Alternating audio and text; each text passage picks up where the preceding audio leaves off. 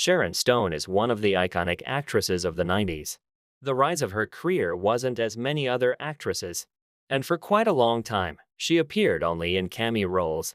And that was one of the best parts of her career because the critics didn't know she existed. In the 80s, her career had already experienced a few ups and downs. Today, we would like to dwell on the ups and downs of the actress who became a superstar in the 90s. Sharon made her acting debut in Woody Allen's Stardust Memories in 1980. She would have had a decent start to her career, but no one noticed her there but Wes Craven. Although Craven is considered a cult director, it was 3 years before the film made it a cult one. At the time, he invited Stone. He was a little-known director. Deadly Blessing did well at the box office for its modest budget, but critics completely trashed the picture. What saved Sharon's career was the fact that there were a lot of actresses in the film, and the wrath of the audience came to all equally. It was the first work of an actress who drew the attention of the Golden Raspberry. She had just appeared in those years and had already tagged the Sharon Stone movie with her nominations. After starring in Deadly Blessing, things didn't go well for Stone, and she went on to conquer television, catching glimpses in various soap operas and TV movies. It was around this time that director Brian De Palma didn't cast her for the lead female Scarface. In 1985, the Cannon Group Film Studio pulled her into the spotlight. The studio was launching a project called King Solomon's Mines, starring Richard Chamberlain. For a small studio, it was a film with a very impressive budget, $12 million. Movies by the Van Damme shot at the same studio only cost $2 million, and Chuck Norris, who also worked, was making between $4 and $6 million. So King Solomon's Mines was such a blockbuster for the studio, and at the box office, it did pretty well. The United States brought in 14 million box office receipts, plus 3 million each at the box office Germany and France. However, the film was subjected to the strongest criticism, and the film were razed to the ground. Not without a few Golden Raspberry nominations. But since the film made a profit, the Cannon Group Studio released a second part a year later, an adventure film called Alan Quatermain and the Lost City of Gold. This film was less well known, even though it cost $13 million, because it failed miserably at the box office. And the saddest thing for Sharon is that the critics in this film brought their anger down on her. She received her first nomination for a Golden Raspberry for her role in this film. Swift criticism strongly sets back the career of an actress. Michael Douglas rejected her in Fatal Attraction in 1987. She was later signed instead by Glenn Close, but there seemed to be some talk of her being too young for the role. Instead of Fatal Attraction, Stone was cast in the fourth part of Police Academy. Relative to the past parts, the box office was very down. These failures have affected the career of an actress, and she signed up for any role. There was one successful film for an actress. It was an action movie Above the Law, the central role in which was played by Steven Seagal. In this movie, Steven worked very hard. He worked with the script, looked for locations for filming, slept in the editing room, and with director Andrew Davis, he picked all the actors. He took Sharon Stone as well. The actress herself says that the shooting for her was a nightmare, and she realized that her role was only a decoration for Steven Seagal. She did not like the actor very much. She didn't like him, he was very annoying, but she said she learned a lot from him. As she told Stone such confidence in their abilities, she had not seen anyone else. Steven, after that picture, became a star overnight. Then, Sharon could not boast of such a thing. At the end of the 80s, she appeared in failed films, some of which were released immediately on video. One of them the actress even bought on videotape, Broke a Hammer. According to Stone, the actress starred in Total Recall. The script she read 30 times and still could not understand anything. The director wanted to see at the audition when Stone and Arnold tried to do something in bed. Verhoeven asked the actress to be much more aggressive, after which she threw herself at Arnold with her fists. And while Arnold was trying to fight Stone off, the director watching from the sidelines said they'd found what they needed. According to many members of the Total Recall film crew, Arnold was afraid of Sharon throughout the filming process. After each meeting in the frame, he appeared with new abrasions. In an interview, the actor said that there were so many bruises and scrapes on the set he had not been in his entire career to this film. Stone says that Total Recall was the first film after which she was recognized on the street. At the box office, Total Recall, on a budget of $65 million, grossed $261 million. Stone began receiving many invitations from Hollywood studios. In 1992, the big screens hit a landmark film, Basic Instinct, which is probably the frankest thriller in Hollywood history, which that made a splendid box office profit. However, the film has moved very hard to the screens of the project refused all the actors, actresses, and Hollywood studios. Not afraid of the project, only Michael Douglas, who took on the role of producer and dragged the project through production hell.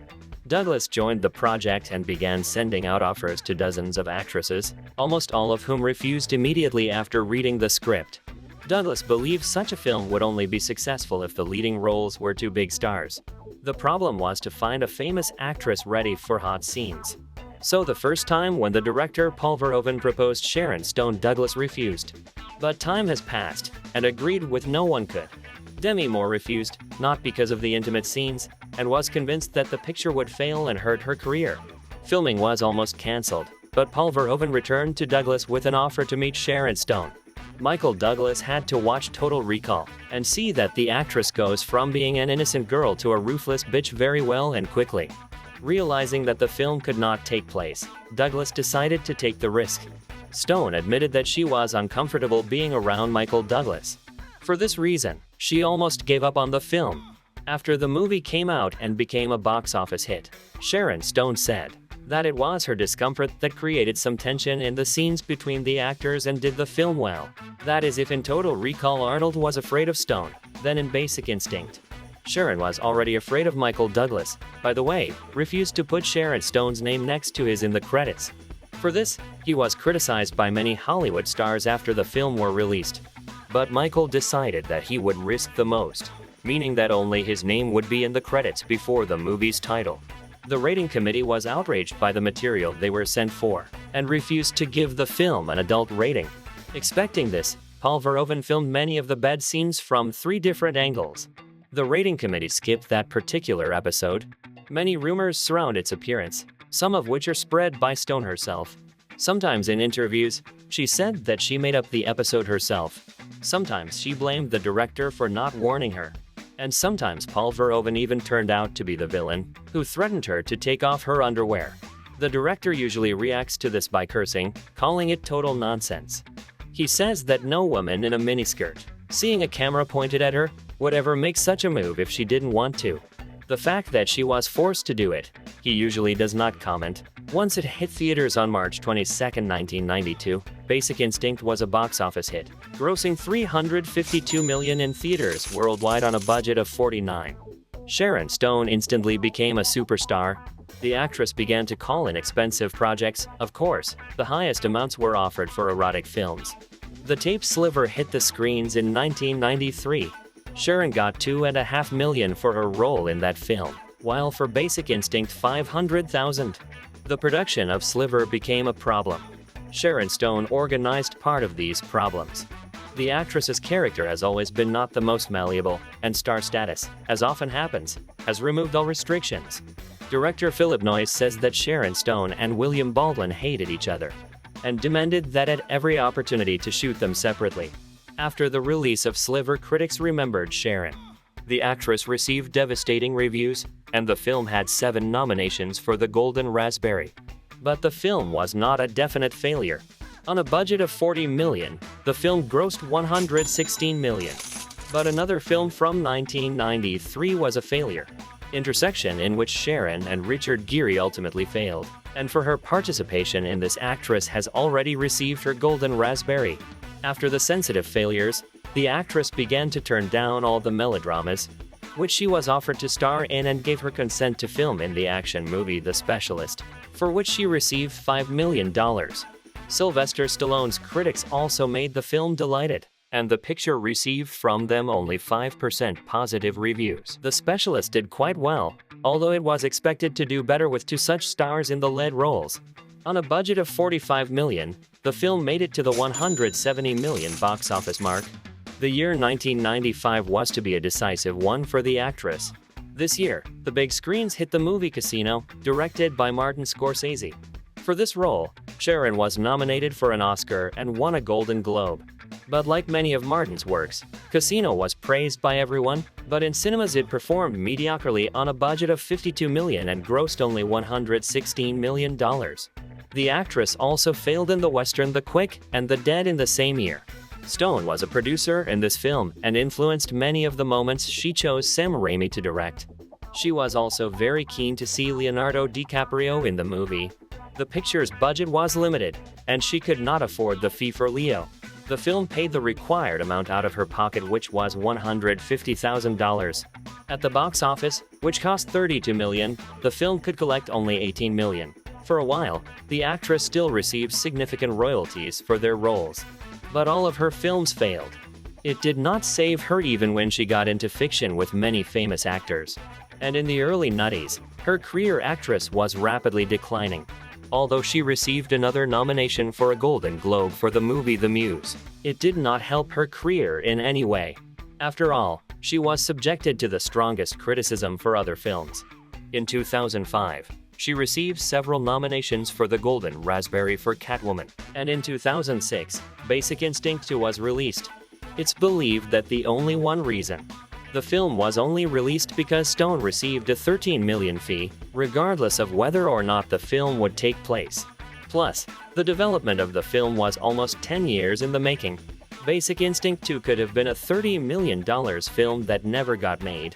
The final film that hit theaters cost $70 million. The critics again had a holiday after the premiere, and the movie failed at the box office. Basic Instinct 2 grossed only $38 million. Stone won another Golden Raspberry for her participation in it. Almost immediately after the second Instinct, Sharon began shooting in B-movies. Most of the work of the actress does not stand up to criticism. However, the actress in her 60s remains the face of several big brands, so she does not need the money. Plus, occasionally glimpsed in the rating series, critics have already left her behind. The star period career of the actress has only 10 years. During this time, she managed to become a sex symbol and a superstar,